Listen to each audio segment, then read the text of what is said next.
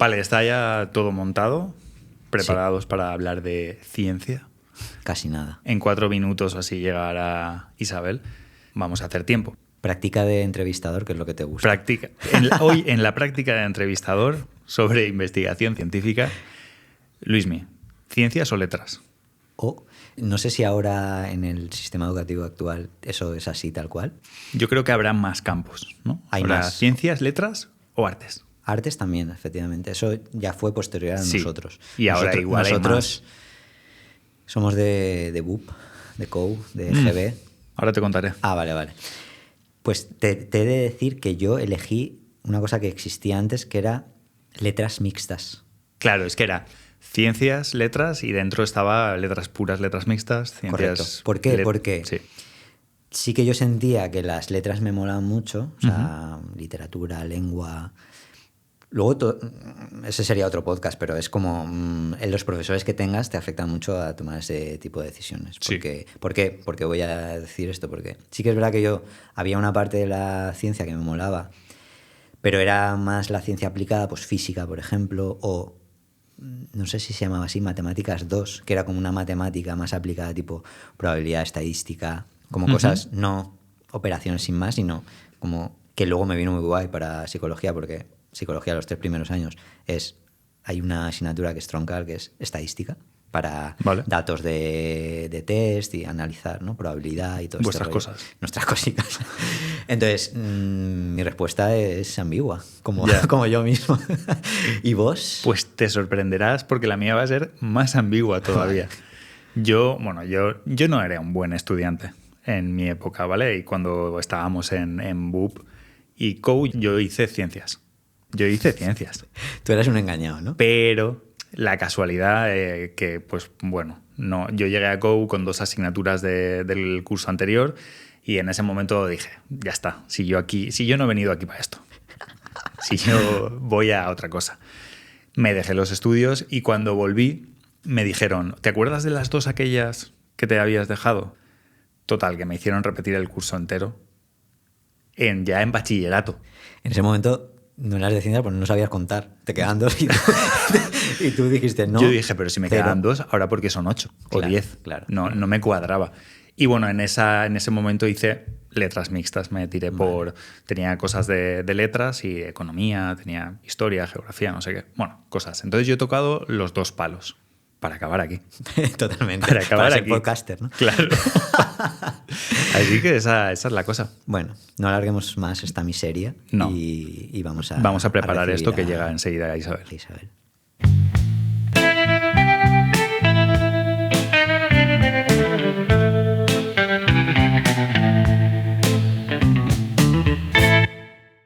Buenas tardes, Isabel. Hola, buenas tardes. Gracias por venir, por dedicarnos un ratito de tu, creo que apretada agenda, si no me equivoco. Seguramente sí, seguro que sí.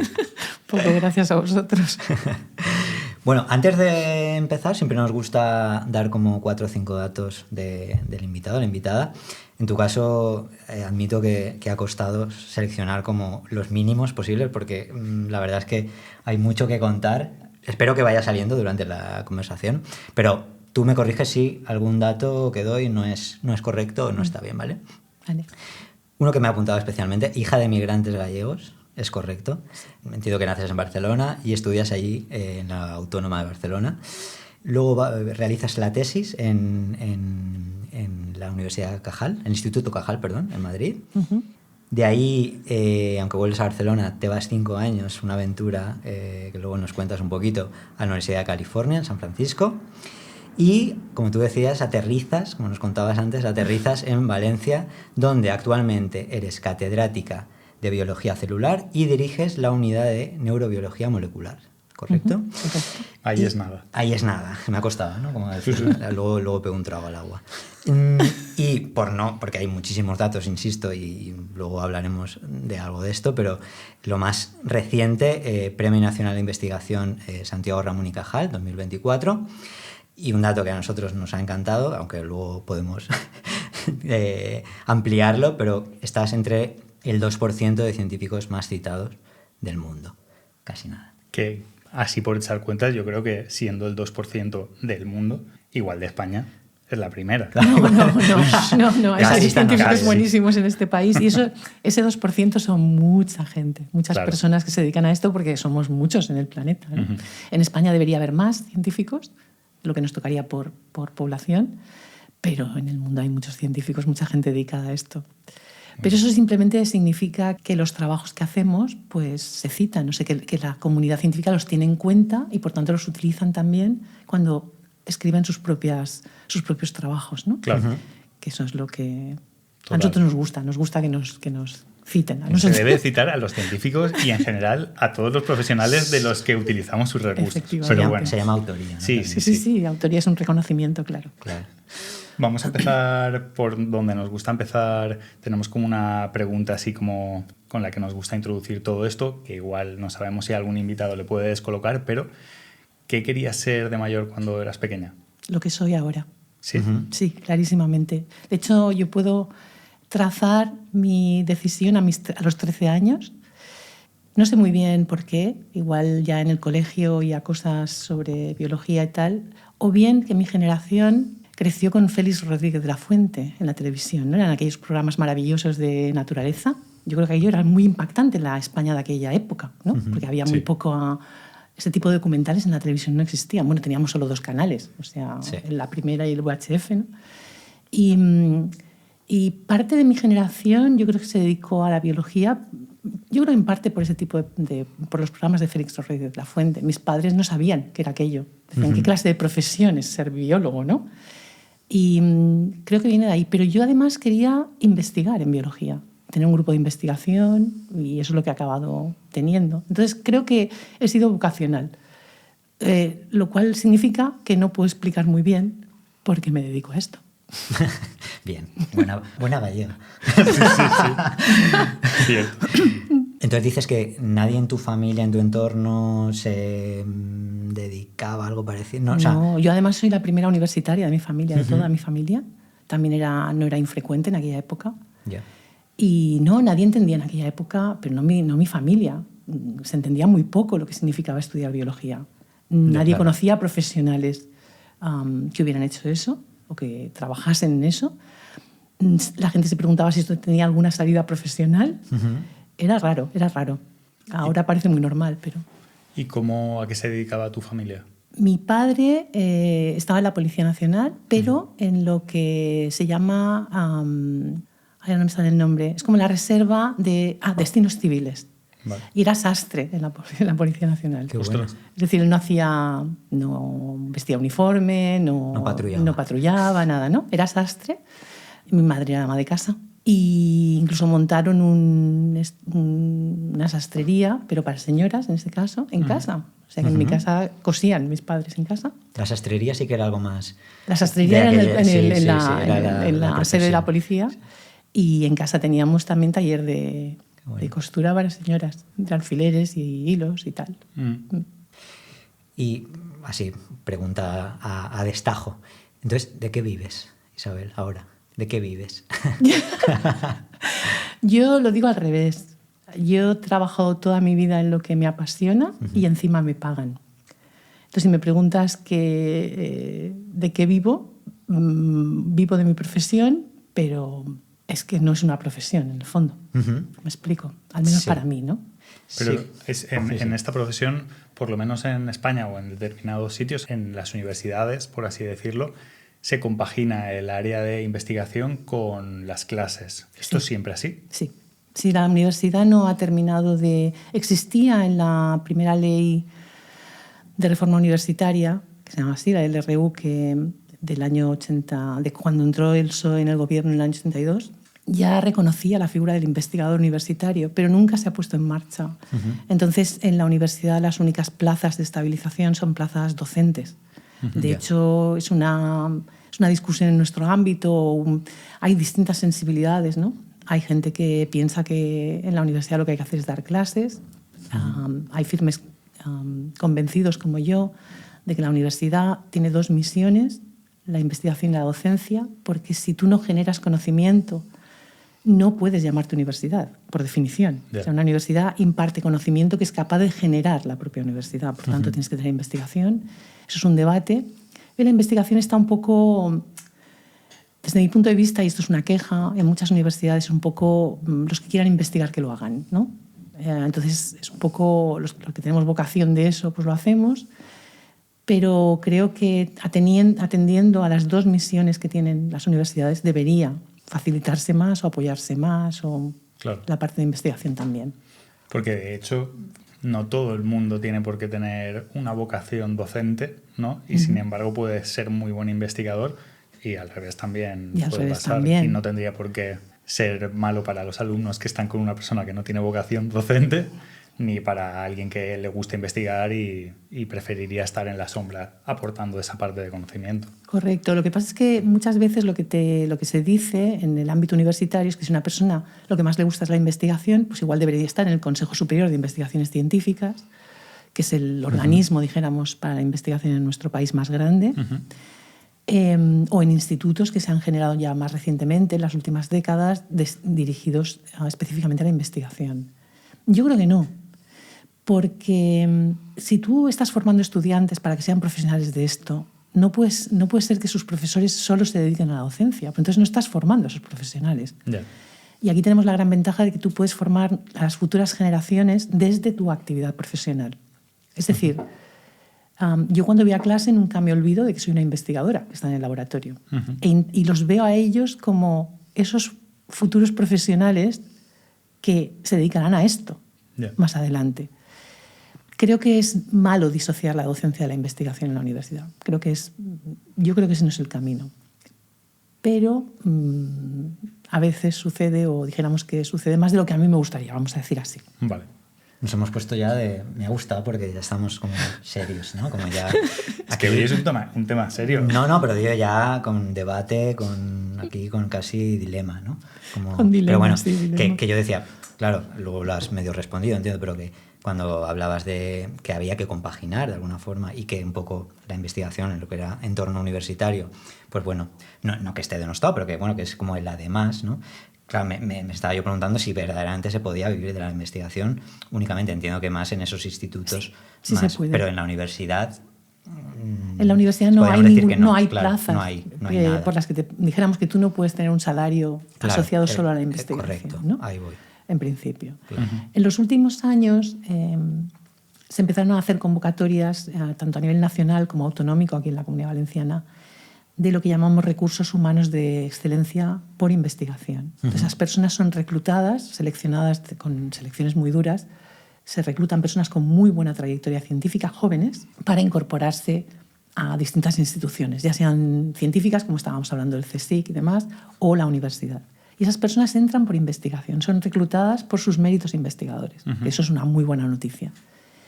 Entonces sí que tenemos algunas figuras que están, dijéramos, ganándose el sueldo, como decías antes, por investigación en el contexto universitario. Pero la estabilización de esas personas siempre depende de la obtención de una plaza docente dentro de la universidad. Yeah. Y ahí, entonces, ¿qué es lo que sucede? Que tal como se incorporan a la universidad, además de seguir haciendo su investigación, pues tienen que participar en docencia porque se les va a evaluar para la estabilización precisamente por la docencia. Claro. Entonces, yo creo que es un tema que no hemos terminado de desarrollar bien, pero como hablábamos antes de vocación, ¿no? Como hay mucha gente muy vocacional, Sí. pues aunque estés en la universidad y des las clases, aún así sigues haciendo tu investigación al máximo nivel. En el sentido de cuando digo al máximo nivel me refiero con toda la dedicación que puedes. Y Sí. así estamos. Sí. Entendidísimo. Y para que la gente lo sepa, y por curiosidad propia, ¿qué parte de la jornada dedicas a investigación y qué parte de la jornada dedicas a la docencia? Yo a la docencia dedico bastante poco. No puedo decir que tenga una carga muy grande de docencia. Entonces casi todo el tiempo se lo dedico a la investigación. Vale. Casi todo el tiempo. La docencia me encanta. Yo cuando voy a clase para mí es una evasión. O sea, yo me lo paso bien, me encanta la gente joven, me encanta darles clase, pero he de reconocer que es la actividad minoritaria en mi día a día. Vamos un poco... Quiero volver a esos 13 años cuando Isabel dijo... No, sino como, joder, con todo lo que habíamos avanzado, ¿no? Estábamos ya proyectando el futuro, ¿no? En plan, esto se tiene que resolver, esta tensión entre... no, solamente por entender y para que la gente también entienda Porque claro, hasta vivir de una cosa pues hay un camino que recorrer, Sí, ¿no? cierto. Entonces ese Félix Rodríguez de la Fuente, esos 13 años, desde ahí hasta, bueno, un poco que estudias, te vas incorporando. ¿Cómo recuerdas un poco esos, vamos a llamarlo, inicios, esos primeros pasos en este vivir de lo que te gusta, ¿no? La trayectoria investigadora es, como diría yo, muy larga, vamos a decirlo así, ¿vale? No es, si uno piensa que va a ser estable, vamos a decir, de alguna manera en poco tiempo, nada más lejos de la realidad, porque requiere muchísimo entrenamiento. Es decir, tú, por ejemplo, no puedes hacer una carrera investigadora si no haces una tesis doctoral. Eso significa que acabas tu carrera y tienes que hacer un doctorado. Y después del doctorado casi nadie se puede estabilizar, no puedes conseguir una plaza de ningún tipo porque no puedes competir de alguna manera. Eres una especie de... Cuando acabas el doctorado pues ya tienes, como si dijéramos, la suficiencia investigadora, ya podrías llevar un proyecto por tu cuenta, pero no tienes méritos suficientes para competir en ese mundo, ¿no? Y entonces pues tienes que hacer lo que llamamos una etapa postdoctoral, donde la mayor parte de las veces, muchos de nosotros, muchísimos, nos hemos ido al extranjero a formarnos durante bastante tiempo, intentando de alguna manera desarrollar una carrera más extensa, con más méritos, que permitan de alguna manera competir en una plaza. Cuando alguien me dice yo quiero seguridad pronto, le digo este no es el camino. Es más fácil prepararse para cualquier oposición a cualquier otra cosa que no requiera hacer todas estas etapas intermedias, sino que consiste muchas veces pues, en estudiar, Sí. Que hacer esta trayectoria. Pero en el fondo tiene su sentido, porque es una actividad compleja y tienes que estar preparado para ella. Entonces, así que yo siempre digo que hay que vivirla con una cierta deportividad. En el fondo, yo lo que he vivido a lo largo de mi trayectoria es que no hay paro entre doctores. ¿Me explico? Entonces, una tesis doctoral estarás entre trabajos. Entonces, si tú quieres estar siempre en el mismo sitio o tener mucha estabilidad, pues este no es el camino, desde luego. Tienes que vivirlo un poco como si fueras un aventurero, vamos a decirlo así, ¿no? Y que no te preocupe tanto el fin último de dónde vas a estar o dónde concretamente vas a vivir o dónde vas a echar raíces o cuándo vas a tener un sueldo ya permanente, sino un poco disfrutar del camino. Y porque si no disfrutas del camino, porque además le dedicamos muchísimas horas, o sea, si no disfrutas del camino, déjalo. Lo más importante es que puedas disfrutar de ese camino. Entonces, por eso hemos empezado por la vocación, por eso hemos empezado por los 13 años. Sí. Como yo decía antes, yo siempre trabajo en lo que me gusta y encima me pagan. Esa es como yo lo veo.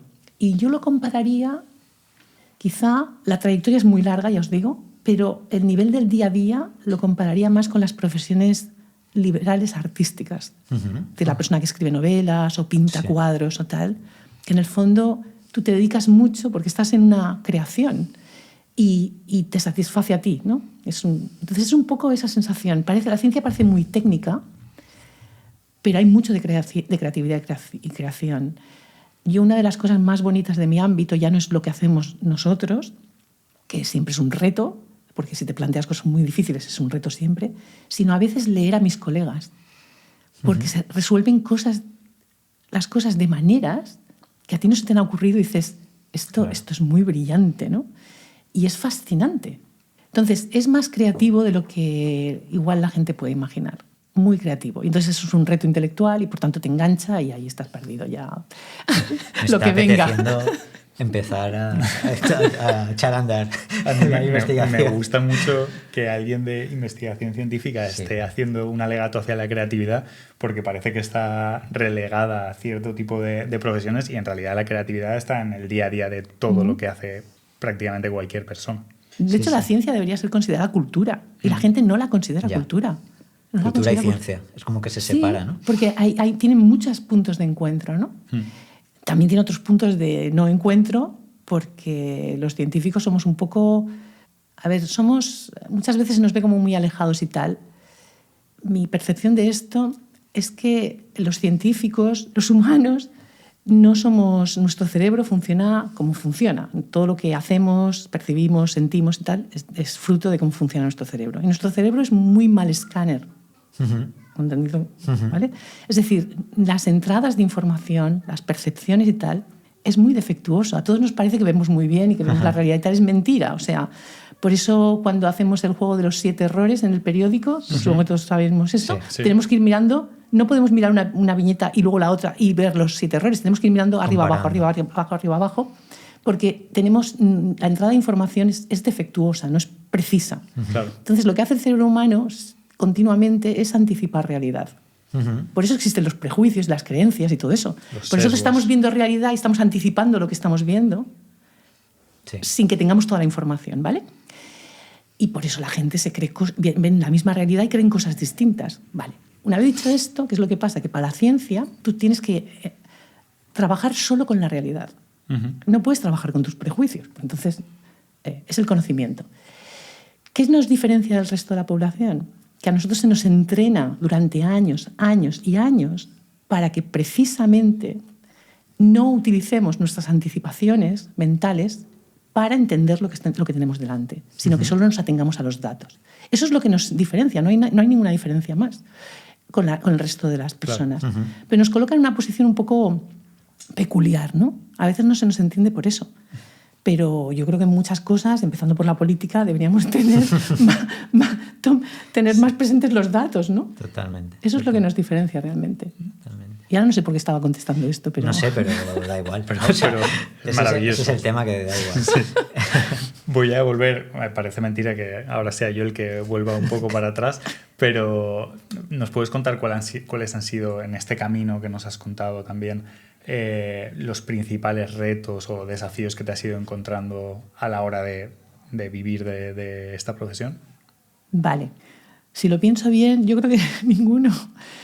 Que te guste vivirlo en plan aventura o que te hayas concienciado de que va a ser una aventura, igual te ayuda a no vivir las cosas que te suceden con el dramatismo al que te llevaría que quisieras asegurar las cosas desde el principio. Porque, por ejemplo, yo acabo la carrera en Barcelona, me dicen que se incorpora en Madrid al Instituto Cajal un investigador, Javier de Felipe, que volvía de Estados Unidos, que si quiero pedir en aquel momento eran becas, no había contratos. A día de hoy se nos está exigiendo que devolvamos a la Seguridad Social todo lo que hubiera sido nuestra cuota patronal y demás para que se nos cuenten estos años para la jubilación. O sea, un desastre. Y trabajábamos como negros. Eran becas, que si quiero pedir una beca y me voy a Madrid. Y yo pido la beca, me dan la beca, me voy a Madrid.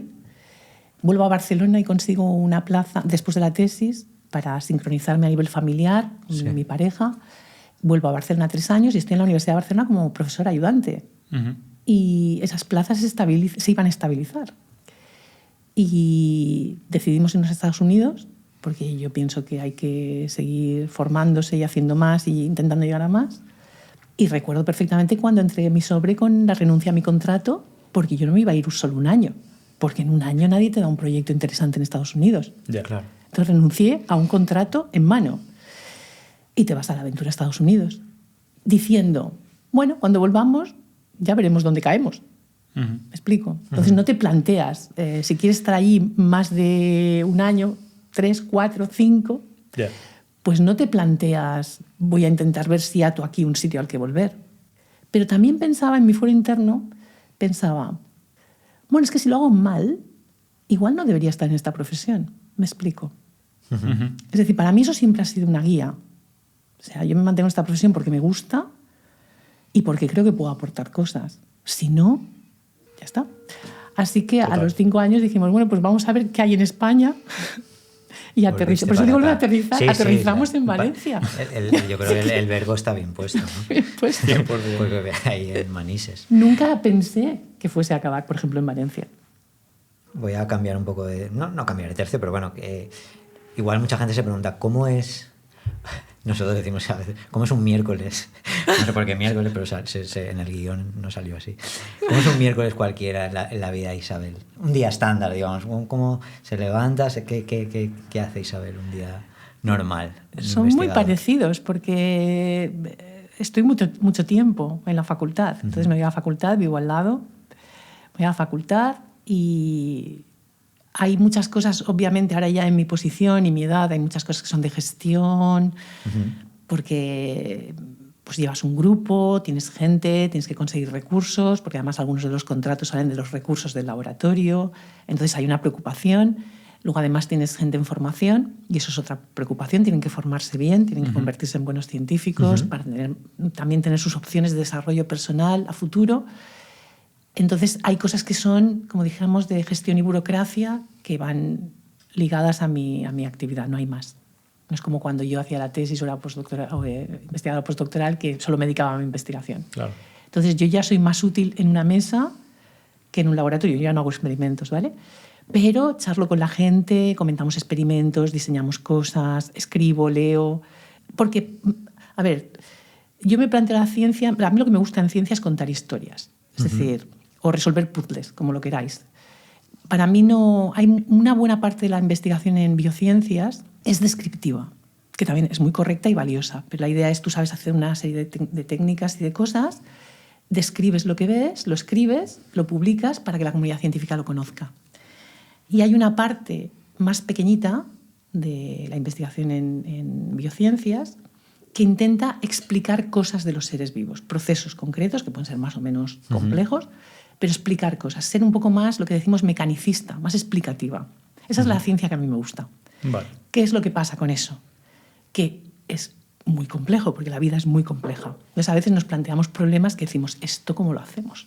¿Cómo resolvemos esto? Entonces hace unos años salió una editorial en la revista Nature, que es una revista de publicación científica, y lo entendí, porque cuando leí esa editorial que había escrito un investigador, un colega extranjero, de repente dije, claro, esto es lo que yo he sentido toda mi vida y no había conseguido comprender del todo, ¿no? Y lo que él decía es, para funcionar bien en ciencia, en este tipo de investigación, tienes que abrazar tu estupidez y disfrutarla.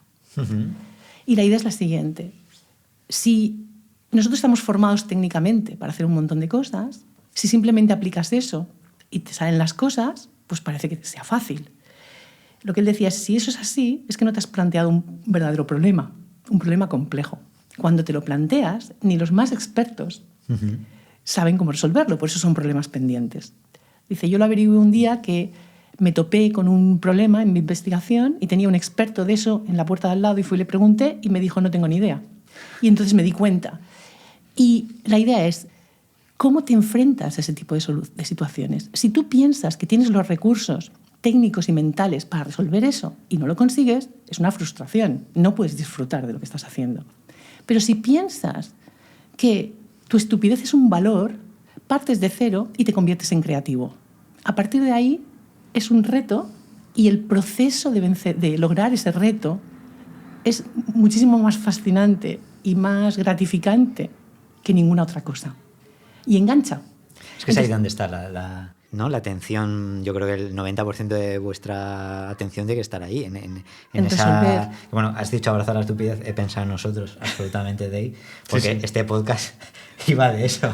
De hecho, claro, no nos preparamos nada porque abrazamos la estupidez y solo hacemos que aprender y superar retos. Es maravilloso, ¿no? Abrazar la estupidez. Totalmente, además, si no... Es que iba a hacer si hubiera sido un podcast de ciencia y nosotros hablando, no hubiera ocurrido este iba a hacer el mismo comentario porque justo al principio cuando enfocamos esto nos lo pensábamos como, bueno, llevábamos las preguntas muy mediditas, investigamos muy bien a la persona y luego nos dimos cuenta de que como mejor iba a salir era siendo estúpidos, era siendo completamente ignorantes de lo que estábamos hablando, porque lo que queremos aquí es aprender y saber la vivencia de la otra persona. O sea que es importante en todo también. Sí, pues totalmente. Sí. Te iba a preguntar ya no cuáles son las partes más jodidas, porque veo que disfrutas incluso esas partes. Esa parte no burocrática que decía, yo la he visto disfrutar. Sí, pero sí que te quería preguntar ¿qué cosas crees que deberían cambiar en nuestro país en la investigación? No, globalmente tengo críticas para dar a entender. Pues adelante. En el país, en Europa y en el mundo. Este país especialmente, yo creo que es, iba a decir hostil con la ciencia, yo creo que no es hostil en el sentido de que no hay algo dirigido, ¿no? en contra de la ciencia.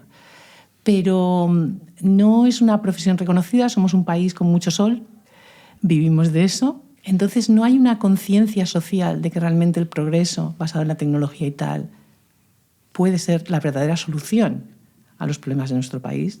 Y luego creo que también hay una desintonía con la parte política. Los políticos, dijéramos, trabajan a corto plazo, 4 años plazo, y la ciencia son cosas que tú estás invirtiendo de aquí a 50 años, igual tienes el rendimiento.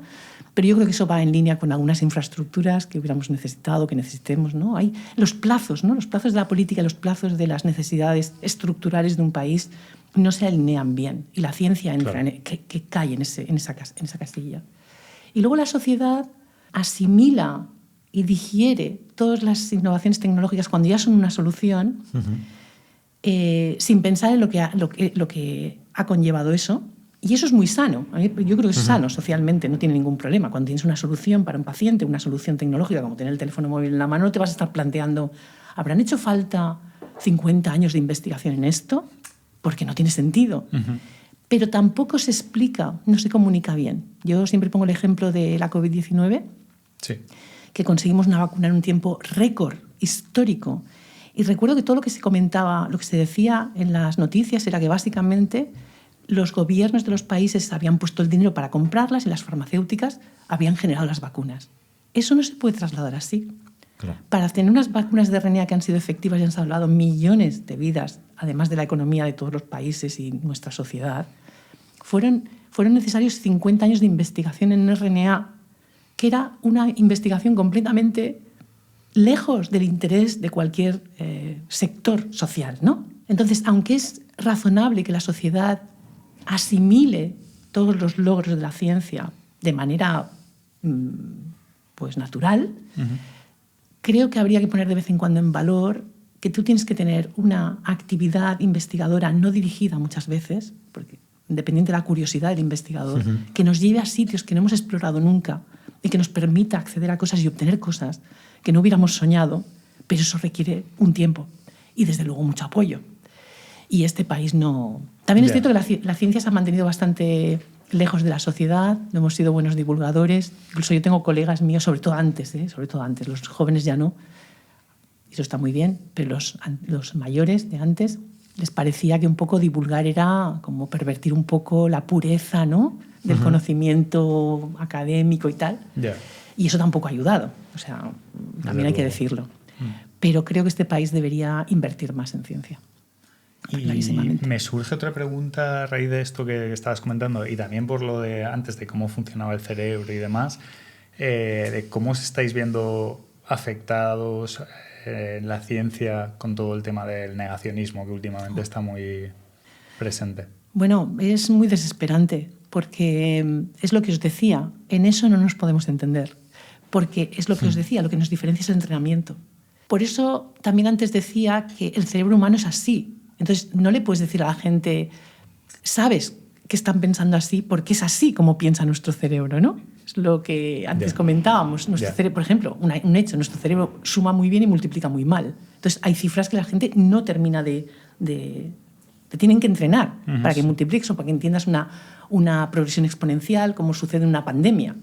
Eso la gente no entendía, cómo se progresaba tan rápido, porque para eso tienes que entender una progresión exponencial. Y nuestro cerebro no está preparado para eso, a no ser que te entrenen. Entonces, es muy difícil antagonizar eso o pelear contra eso, porque sabes que en la cabeza de la otra persona hay una realidad distinta. Claro. O sea, no es que puedas argumentar, es que esa realidad ya está puesta ahí. No sé cómo se puede conseguir. Quizá cuando sucedió la pandemia, un neurobiólogo muy importante, que afincado en Estados Unidos, pero es madrileño, Rafa Yuste, escribió un artículo en El País diciendo que básicamente la tesis era que al menos el 30% de los políticos deberían ser científicos, que hasta la fecha la política ha estado dominada en los últimos 2 siglos por economistas y abogados, gente de derecho, y que debería haber una cierta proporción de científicos. Entonces, recuerdo cuando lo leí, pensé, claro, si esto se lo lee la gente, pensarán, claro, porque los científicos saben de virus, y hemos tenido una epidemia, porque los científicos saben de cambio climático, ¿no? Y yo pensé, no, esa no es la razón. Aunque él no la diga, no es la razón. Porque yo, por ejemplo, no sé de virología, no trabajo en virología, y no sé nada de cambio climático. Los científicos somos muy especializados en las cosas que hacemos. Pero está el entrenamiento del que hablábamos antes. Estamos entrenados en lo que se denomina método científico. Claro, y el método claro. científico consiste en tú no te dejas llevar por ninguna intuición tuya. Tú analizas los datos y todo se tiene que basar en los datos. Y por eso Rafa Yuste escribía eso. Entonces, quizá en la política y de cara a la sociedad no estaría de más que se empezasen a usar los datos para tomar decisiones. Y si fuese un poco más, dijéramos, educativo. Pero yo creo que cuando la gente tiene hecha una idea, esto que llamamos prejuicios y demás, y mitos y demás, es muy difícil de convencerles de otra cosa. Entonces, yo creo que ese debate, y más ahora que hay tanta reverberación, que tanto ruido y las opiniones ahora. Claro, las opiniones ya la gente no termina de decidir si una decisión, si una opinión está fundamentada o no, ya ni te preocupa. Claro. Si la opinión engancha contigo, entonces esa vale. No sé cómo se puede resolver esto, la verdad, yo no lo sé. Desde aquí pedimos a futuros estudiantes que hagan una investigación sobre esto.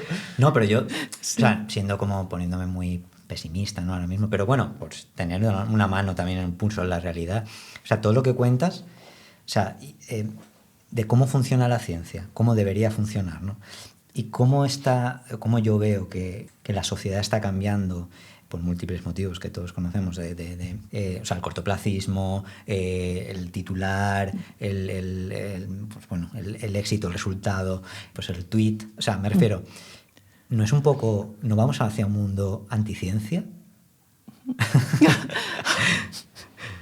La hemos traído para que hable con nosotros, no para deprimirla. Luego, pues sí, luego esto se corta. No. La verdad es que me ha impactado. Los chavales que lo escuchan, o sea, me refiero, sé todo es reversible y yo creo que se puede. Pero bueno, ahora sí, siendo un poco negativo ahora, pues también un poco plantearlo, ¿no? Es como que la estructura mental social, socioeconómica o cultural incluso, no parece que va en contra de todo lo que estamos diciendo. De 4 años es poco tiempo, solo ocurre en la ciencia. O sea, ahora mismo 4 años es muchísimo, claro, para todo, ¿no? Sí. Entonces, ¿cómo vives un poco esto a nivel futuro? Es un planteamiento. No había pensado en ello cuando lo has dicho. Sí, parece que es lo que es, ¿no? También es cierto que hay mucho, hablamos antes del ruido, ¿no? Hay mucha inmediatez y mucho ruido. Tampoco, no sé hacia dónde vamos, porque eso es como yo leía ahora no recuerdo el libro, pero lo leía de una comentarista internacional y decía que, bueno, que hemos tenido revoluciones similares, que hemos tenido que aprender cuando se inventó la imprenta. Correcto. O cuando se inventó la televisión. Es decir, son medios de difusión que a día de hoy generan todo ese ruido porque no lo controlamos. Y cuando digo no los controlamos no me refiero a intervenir en ellos, sino que impactan en nuestras vidas y hay que acostumbrarse a qué significa esto. Entonces, no sé por dónde podrían ir las estrategias para reforzar el que no se perdiesen conceptos más de largo plazo o que requieren más. A fin de cuentas, la sociedad requiere soluciones. Uh-huh. Y si requiere soluciones, tiene que mantenerse ciertas cosas. O sea, con los tweets no vas a encontrar soluciones a los problemas. Eso tiene que mantenerse. Entonces, no sé si está realmente en peligro la ciencia porque la humanidad la necesita y porque somos una especie curiosa, o si es algo de este momento en el cual no sabemos cómo vamos a gestionar lo que tenemos entre manos en cuanto a inmediatez y tal. Pero no sé si pensaré en ello. Abrazaré mi estupidez una vez más. Claro. De hecho, claro, te doy motivos para seguir motivada. Porque es totalmente el punto de atención que requiere el método científico, que es estar ahí en el camino, en el no saber hacia dónde, en la aventura. Y una cosa, ¿crees que la gente sabe lo que es dedicarse a la ciencia? No. No. ¿Cuál es la imagen que piensas que se tiene? No, es que mi madre todavía no lo entiende. O sea, ya te lo digo, es una mujer encantadora, pero a mí me decía, si estáis tantas horas en el laboratorio, igual es que lo hacéis muy mal. Perdona, madre. Me explico, es decir, es difícil de comprender. Es muy difícil de comprender porque es un trabajo que... Pero, de nuevo, no es difícil de comprender. Yo diría, es fácil de comprender si piensas que es cómo funciona a lo mejor pues una persona que se dedica a una profesión liberal, creativa, ¿no? Pues como vosotros, ¿no? Que le dedica, estás pensando continuamente en ello, te dedicas en cuerpo y alma, nunca no lo haces por el rendimiento económico, porque muchas veces estás poniendo más esfuerzo del que Entonces, yo creo que es ahí, es en ese ámbito, ¿no?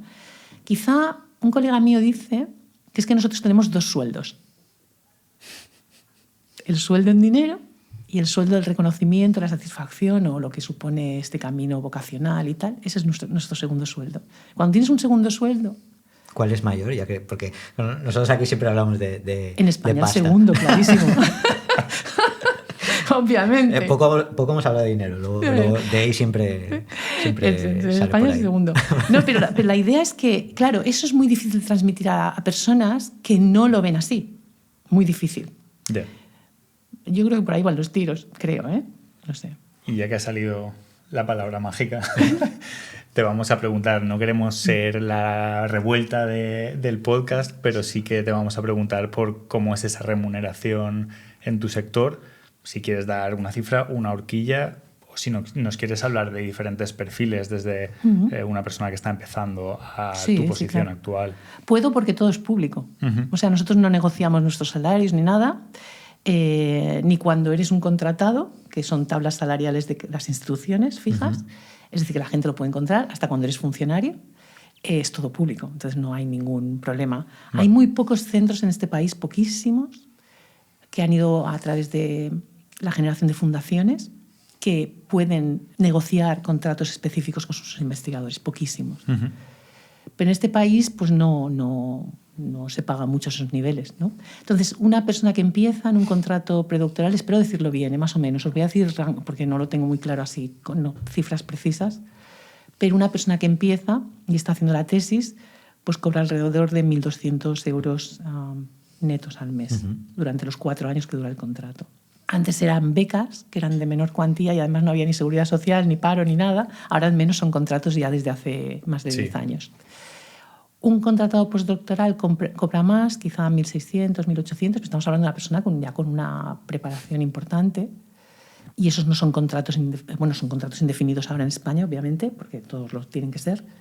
Pero esos son contratos que no es para siempre, o sea, no está estabilizado del todo.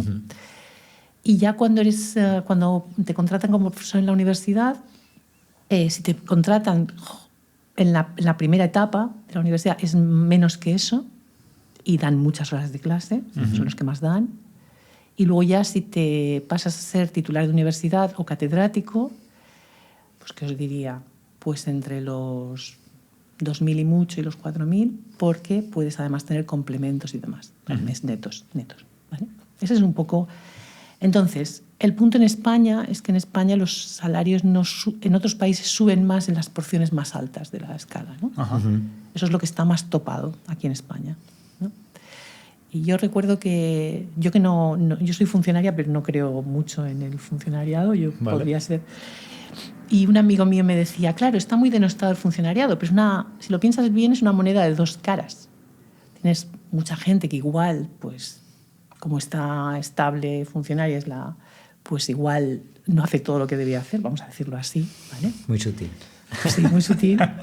Y luego tienes profesionales de altísimo nivel que fuera cobrarían, ni te cuento, cirujanos, jueces, científicos, tal. Y aquí pues los tienes con un sueldo tasado y definido y tal, y ya está. Y digo, pues sí, es una buena forma de verlo. Es como que acota en un rango muy pequeño. Acota. Entonces, los que no hacen tal están por encima de, y los que hacen mucho están por debajo. Sí, claro. Eso está claro. Por eso hablaba antes de lo del segundo sueldo. Total. No se entiende. Sí, nosotros también y luego, lo sentimos, ese segundo como sueldo. todo en esta vida últimamente, que la gente que está empezando con cómo está ahora mismo los alquileres, etcétera, que hemos hablado alguna vez, es difícil vivir de eso. Yo creo que es algo que este país se debería plantear muy seriamente. O sea, la forma... yo ahora que ya tengo una edad, me doy cuenta o pienso que la forma en la que podemos estar bien, los que vamos cumpliendo años, no nos damos cuenta de que o preservamos nuestra juventud a nuestros jóvenes o no hay futuro. O sea, primera norma. Tenemos generaciones de jóvenes súper bien formadas, con muy buenas actitudes, lo han demostrado estos días, o sea... muchos valores muy importantes que han conseguido, dijéramos, que han crecido con estas nuevas generaciones y los tenemos muy mal. O sea, las mejores generaciones de nuestro país. Sí. Entonces, no nos damos cuenta de que eso es esencial para que los más mayores vivamos mejor. No nos damos cuenta. Eso pasaba con la ciencia también. Recurrentemente sale lo de la fuga de cerebros en las noticias, Sí. ¿no?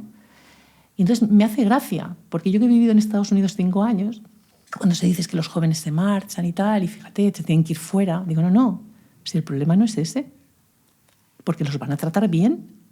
O sea, yo viví en Estados Unidos, me trataron de maravilla.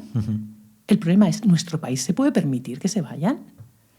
Hace unos años, antes de la pandemia, cuando estábamos en plena crisis económica, estuve en un congreso en Suiza y ahí coincidí con un colega mío de la Universidad de California en San Francisco, que también asistía al mismo congreso. Y me pregunta en una de las charlas así de café, me dice, ¿cuál ha sido el impacto de la crisis en vuestro país? Digo, pues mira, muy mal, porque ya no solo es el dinero en los proyectos de investigación, sino que antes teníamos las convocatorias de las que hablaba antes, de recuperación. Entonces le digo, y entonces no estamos recuperando al ritmo que estábamos recuperando jóvenes formados en el extranjero. Y me dijo, ya, entiendo. Entonces le miré y dije, no entiendes nada, Rob, porque en España estas personas que nos recuperamos, todo el dinero de su formación lo ha puesto el contribuyente español. Y entonces le pusieron los ojos como platos. Claro. Yeah. Porque claro, en Estados Unidos, donde la educación la pagan las familias, si a ti una persona americana se va a trabajar cuando ya está formada a otro sitio, pero aquí estamos poniendo los impuestos de los españoles, los padres pagan una parte, pero es muy pequeña, sí, de la formación, los impuestos de los españoles a formar generaciones tremendamente bien formadas, pues se forman muy bien aquí, y luego las dejas marchar tan tranquilamente. O sea, ¿qué país se puede permitir eso? Yeah. No tiene ningún sentido. Aparte, lo que decías de la vivienda y de... O sea, es que un pensamiento muy simplista, pero yo creo que es el correcto. Es el gran drama de nuestra sociedad, porque es increíble, la verdad. Pero decía Isabel antes lo de los jóvenes. No sé si procede, pero bueno, estamos grabando esto cuando ha ocurrido la tragedia de la Dana aquí en Valencia, y por eso decía lo de la respuesta a los jóvenes, esa supuesta generación de cristal que decían, parece que no. No, en absoluto. Bueno, yo la verdad estaría horas y horas. Pero bueno, hay una cuestión, por ir ya un poco como acercándonos aunque nos encanta el camino, pero hay que ir acercándose al final también. Antes creo que lo comentábamos un poco, pero bueno, entender también, nos gusta entender cómo la tecnología, y más ahora que estamos en plena época de inteligencia artificial, entiendo que la tecnología obviamente es parte de la ciencia, pero que cómo está afectando, cómo tú ves que está afectando, cómo proyectas un poquito el futuro en esto, cómo si lo estáis incorporando a los procesos de trabajo, no sé, cuéntanos un poco cómo se está viviendo todo esto en la comunidad científica. Cada vez es más rápido, ¿eh? La tecnología es imparable y modifica muchas cosas. Es cierto que muchas veces nos arrastra. Las nuevas tecnologías, de repente, pues todo se hace de una determinada manera porque la tecnología se crea. Eso abre muchas puertas. Y eso me recuerda un poquito a la inmediatez que hablábamos de antes, ¿no? De que acelera un poco el ritmo de la investigación. Y en el fondo, la investigación, desde mi punto de vista, solo tiene sentido si te haces preguntas. Nosotros siempre decimos, ¿cuál es la pregunta biológica? ¿Cuál es la pregunta, no? Entonces, en esta inmediatez, donde las tecnologías son tan poderosas, por ejemplo, a día de hoy, si tú quieres estudiar la heterogeneidad de cualquier tejido, de cualquier parte del cuerpo, pues tenemos la tecnología desde hace unos años. Lo que decimos es que secuenciamos el RNA mensajero de cada célula a célula. Entonces sabemos lo que la célula está en ese momento, de su libro de instrucciones, que es el DNA, lo que está expresando, es decir, lo que está fabricando para funcionar, de cada célula, completo. Entonces ya no es decir, esta célula es un hepatocito, es una neurona, no, es que sabemos exactamente lo que está haciendo cualquiera de ellas en cualquier momento con una tecnología que se llama secuenciación a nivel de célula única. Ajá, sí. Eso ha revolucionado. La cuestión es cuando tengamos todos esos datos, que eso genera cantidades ingentes de datos. Las bases de datos más grandes del planeta están en la astronomía y en la biología a día de hoy. Y con la inteligencia artificial, eso te construye un entorno que da vértigo. No sabemos cómo vamos a manejar eso. Y sin embargo, al final, lo que quieres es resolver problemas que tienes que poder plantear y reflexionar sobre ellos e intentar llegar a resolver con eso, abrazándonos nuestra estupidez, llegar a encontrar la solución o la comprensión de cómo funciona ese aspecto de la vida, ¿no? Claro. Entonces sí, hay bastante... Esto es como la discusión que teníamos antes sobre si la inmediatez o toda la gestión de la comunicación va a acabar con... Pues esto es lo mismo de nuevo, es algo muy masivo. Igual hace falta que ya los jóvenes tomen el relevo, que están más preparados para esto ahora, poco a poco. Pero es desbordante a día de hoy, desbordante. Y sí, implementamos todo lo que podemos en el laboratorio, pero de nuevo, como nos gusta contar historias, resolver puzzles y resolver problemas, intentamos siempre tener presentes las preguntas biológicas para intentar resolver, aunque sean cosas chiquitinas, porque la ciencia avanzamos con pequeños ladrillitos para hacer un muro muy grande con ladrillos muy minúsculos. Pero... No sé si he contestado a la pregunta. Sí. No hay una respuesta. No hay una respuesta. Estaba pensando antes, perdón, que igual lo cortamos, pero que me ha venido un poco, porque claro, el método científico y ese entrenamiento que vosotros decís, que al final es verdad que os hace bastante especiales, es decir, rarillos. Igual, los que nos dedicamos a la creatividad también podemos tener algo de... hablaba de Bono, ¿no? El pensamiento lateral. O sea, son estructuras mentales porque vas entrenando y te hacen ver el mundo de una forma pues única. Me preguntaba cómo pasas desde el plano profesional al privado. Es decir, si en tu vida personal te afecta a veces este pensamiento científico, el método científico, o desconectas. Yo creo que acabamos siendo personas bastante normales, ¿no? Eso es como la eterna pregunta esta de ¿un botánico se puede emocionar con una rosa? Uh-huh. Pues sí, claro. Yo creo que son planos distintos, es un entrenamiento como muy pragmático, vamos a decirlo así, pero yo creo que sí que ayuda a valorar los datos, es decir, el conocimiento, los hechos, ¿no? Sí. Los hechos. Por eso a veces sí que...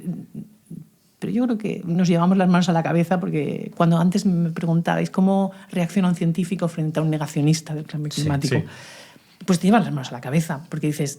Pero sí es muy sencillo, los datos te lo están diciendo, ¿no? Yeah. Esas cosas son difíciles de comprender, pero en la vida normal yo creo que somos gente bastante... Creo, ¿eh? También se nos ha pintado mucho como los científicos estos locos o los que están en su torre de cristal. Yo creo que no. Somos gente que además... Hay gente, por ejemplo, que piensa que si hacemos ciencias no leemos novelas o que no sabemos de arte. Y sin embargo, a veces, el otro día leía a una colega que decía... ¿Alguien puede considerarse culto porque va a museos pero no sabe distinguir una encina cuando va al bosque? ¿Me explico? Entonces, ciencia y cultura. Ciencia y cultura, efectivamente. Entonces yo creo que al final las inquietudes van con la persona. Y exacto, esa es una buena Me ha gustado reflexión. La respuesta porque da esperanza, porque me estaba riendo por dentro mientras con tu pregunta, Luismi. Sí. Porque yo que en su día estudié también imagen y analizamos mucho cómo es la iluminación de las películas, nos metemos en todo lo que hay detrás. Una época en la que yo no podía ver ni una serie ni una película sin estar pensando. O sea, yo veía una película que a lo mejor había una pareja hablando y veía a todos los que tenían que estar alrededor trabajando. Y era un poco estresante. Me alegro que no pase eso en la ciencia. Pero si te ha pasado, ¿no? Sí, por suerte sí. Pero es lo que dice Isabel, yo creo que es una inquietud que tú siempre de alguna forma has tenido, simplemente que, o sea, en lo personal también, lo que pasa que, claro, si luego lo estudias, pues bueno, te puedes analizar las cosas de otro modo, pero yo creo que somos así y por eso estamos en donde estamos y estudiamos lo que estudiamos y nos dedicamos a lo que nos dedicamos. También os digo, somos muy así, tenemos que tener en cuenta los datos, pero nos emocionamos con todo lo que obtenemos. O sea, totalmente. Es una fiesta. O sea, lo que yo llamo el subidón, ¿no? Es como... descubres algo y es como... Claro. Que te cuesta un montón de tiempo y cuando lo descubres parece que te ha compensado todos los esfuerzos. Entonces, creo que también hay mucha pasión. 100%. Tenemos una pregunta que también hacemos de cara al final prácticamente, aunque hay alguna más, pero me gusta mucho planteártela a ti, desde el punto de vista también científico, y es, ¿querer es poder? Sí.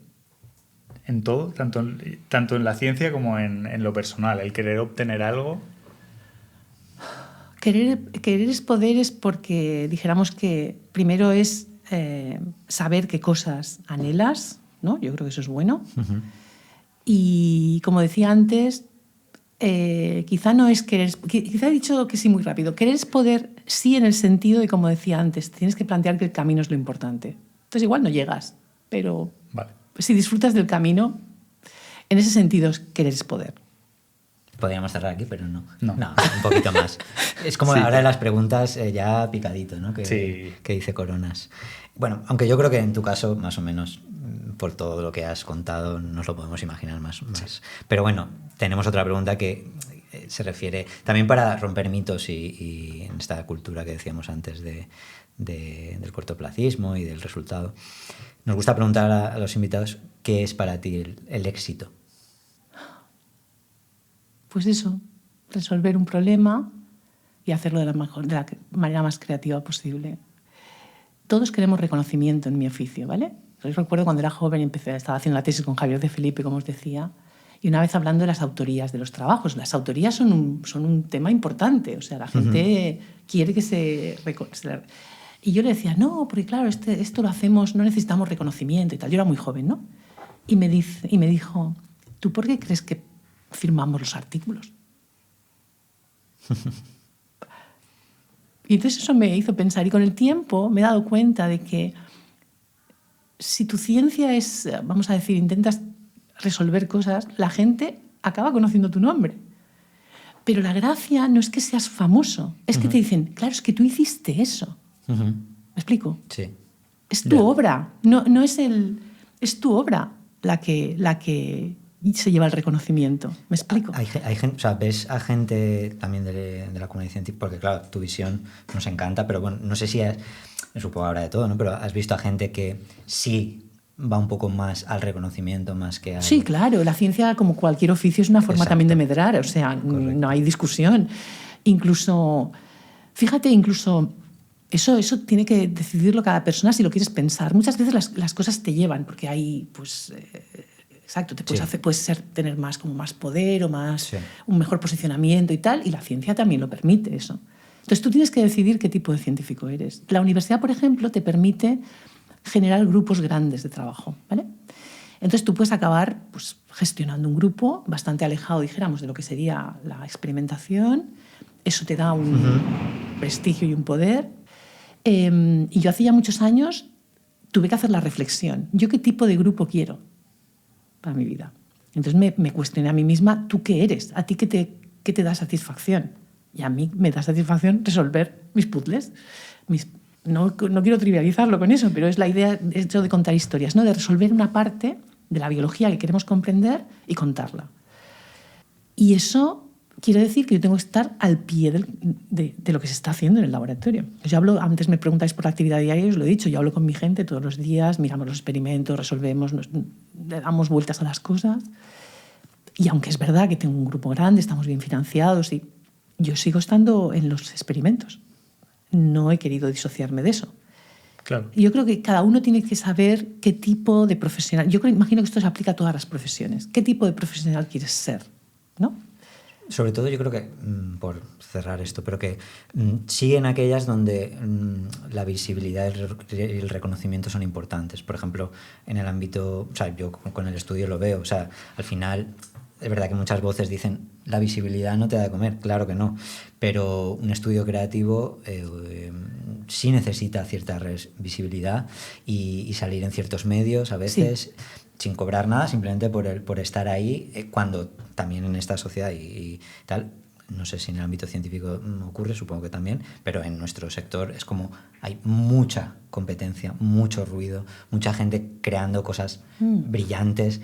Entonces, claro, yo creo que sí, en esas profesiones sí que, como tú decías, hay que decidir qué tipo de profesional quieres ser para saber cuál es tu batalla, entre comillas, diaria, dónde quieres estar, ¿no? Y cómo te quieres tomar ese equilibrio entre... pues eso, notoriedad y, bueno, no sé cómo decirlo, pues la acción o el día a día del trabajo. Pero bueno. Lo que pues pasa es que Isabel decía que faltan investigadores. Sí, Igual ya. en lo nuestro hay mucha más competencia y mucha más necesidad de visibilidad. Pero el comentario que habéis hecho me aclara un poquito las ideas. Y en el fondo lo que sucede en nuestro oficio es que tú puedes buscar el reconocimiento, vamos a decir, social, ¿no? Pues lo que hablábamos de los premios o de salir en la prensa, divulgar más y tal. Bueno, divulgar es una obligación, ¿eh? No, digo prodigarte más, Sí, ¿no? sí. Según en qué círculos, Hacerte o tratar ver. más con la política, Sí. dedicarte a hacer política, se puede hacer dentro de la universidad. Pero claro, es que nosotros tenemos una cosa que nos diferencia de otros oficios, es un poco como el elo de los ajedrecistas, ¿no? Y es que nosotros el reconocimiento, toda nuestra actividad está de alguna manera, tiene valoración numérica. Es decir, no es lo mismo publicar en una revista que en otra, no es lo mismo publicar una cosa que otra, y te reconocen de alguna manera por tu trabajo, pero no es un trabajo que digas, bueno, es que necesito una serie de críticos que digan que este trabajo está bien. Sí, sí, sí. Si tú tienes un hallazgo importante y se publica en Nature, eso es un logro. ¿Me explico? Sí, sí. Claro. Que luego hay una cierta casuística, ¿no? De fortuna también y de cosas, ¿no? De moda y de modas científicas y tal. Pero es como si tuviéramos una valoración cada uno de nosotros. Entonces sí que puedes buscar, como decía, tú puedes utilizar, como cualquier otra profesión, la ciencia como forma de medrar, vamos a decir así, en una escala más política o más. Pero sí que hay... Es decir, nosotros cuando se valoran currículums de científicos, sabes perfectamente en qué posición está ese científico, ¿sabes? Sois científicos hasta para exacto, eso. Exacto. Me ha gustado eso, efectivamente. En casa del herrero, en este caso. Bueno. Hacemos 2 preguntas más rápidas. Yo creo que no sé cuáles son. Me interesa por la respuesta de Isabel que nos puede dar. Y porque yo creo que va a ser diferente al resto de profesiones con las que hemos hablado. Y es, por cómo nos estás contando todo, ¿qué crees que influye más en el éxito? ¿Si la suerte o el esfuerzo? Creo que en el caso de la ciencia... Es el esfuerzo, muchísimo. El esfuerzo, muchísimo.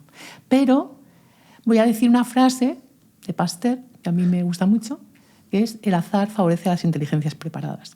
Entonces, tiene que haber mucho esfuerzo, pero obviamente tienes que estar preparado y saber cuándo te encuentras con algo fortuito que hace avanzar tu... De nuevo es abrazar tu estupidez manteniendo los ojos muy abiertos, ¿no? Pero el esfuerzo es... Nos dedicamos muchísimo, pero toda la comunidad. Si algo se puede decir la comunidad investigadora, es que somos gente muy comprometida, ¿eh? Muy comprometida. Quizá porque nos lo ponen difícil, ¿no? Porque, como te decía antes, ¿no? Tienes un sueldo incluso de funcionario. Somos los únicos funcionarios a los que se nos dice: ahora ve y busca el dinero para trabajar. Que yo no lo entiendo, ¿vale? Yeah. Porque tienes un puesto que pagan los contribuyentes españoles permanente. Sí, sí. Y aún así, para hacer cualquier experimento tienes que pedir la financiación. Total. Entonces, el esfuerzo es muy importante y ser capaz de darte cuenta de los golpes de fortuna. Okay. Pero, como todo en la vida, la fortuna cuenta, ¿eh? Vale. No sé si Siempre. lo decía Picasso, pero bueno, que la inspiración me encuentre trabajando. Exacto, algo así, ¿no? Al final es un poco eso. Es un ¿no? poco como, eso, efectivamente, claro, esa es buena frase. La inspiración sí, pero hay que estar ahí y de repente estar delante del lienzo, ¿no? En 100%. el estudio haciendo tu horario. Sí, esa sería una buenísima Sí, me forma de recuerda un decirlo. poco, pero bueno, que sí, obviamente. ¿Puedo cerrar? O Sí, te igual lo, que he empezado, te lo estaba regalando. Todo lo que es circular a mí me encanta, no sé por qué. Hemos empezado un poco preguntándote si recordabas qué querías ser cuando eras pequeña. Y nos gusta cerrar un poco preguntando qué te gustaría ser cuando seas mayor. Está bien, considerando que ya soy bastante mayor. No hemos dicho edades aquí. No, pero la sí. gente que saque sus propias conclusiones. De hecho, he empezado a planteármelo ya porque toda profesión tiene un recorrido, ¿no? Y yo ahora, por ejemplo, una de las cosas de las que más orgullosa me siento es de que tengo escuela. No en el sentido mi escuela, sino de que a mi alrededor ha crecido gente y sigue creciendo y están creciendo muchísimo, a los que, dijéramos, yo les doy todo el apoyo posible. Son gente independiente ya. La unidad, es decir, yo tengo mi grupo, los científicos llamamos a nuestro grupo por nuestro apellido, el Fariñas Lab, ¿vale? Eso es muy común en todo el planeta. Pero dirijo la unidad, tú lo has dicho al principio, que se llama de neurobiología molecular. Y ahí ya no soy solo yo como investigadora principal. Una investigadora principal es una investigadora que tiene su grupo, su financiación y que dirige una serie de personas, ¿no? Yo tengo mi Fariñas Lab dentro de esa unidad y en esa unidad pues ya hay 4 investigadoras principales más, que de alguna manera ellas son independientes, sus trabajos son suyos, me explico, llevan su gente, llevan su grupo, pero han crecido de alguna manera bajo este paraguas, ¿no? Yeah. Y yo estoy muy orgullosa porque siento que yo he contribuido a que en ese entorno prosperen personas que se lo merecen y que son muy buenas, ¿no? Entonces, llega un momento que te planteas ya qué es lo que queda, qué es lo que hay que hacer. Entonces, tengo un colega mío que dice, yo cuando ya me acerque a la jubilación, quiero volver a la bancada del laboratorio, a hacer experimentos, como cuando empecé. No es una mala idea. Yo no creo que lo haga porque ya no sé si sabría hacerlo, ¿vale?